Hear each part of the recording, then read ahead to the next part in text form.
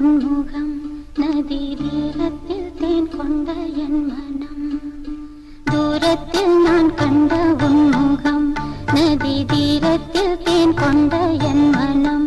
சுகம் நூறாகும் காவியமே ஒரு சோகத்தின் ஆரம்பமே. இது உன்னை எண்ணி பாடும் ராகம். தூரத்தில் நான் கண்ட உன்முகம் நதி தீரத்தில் தேன் கொண்ட என் மனம்.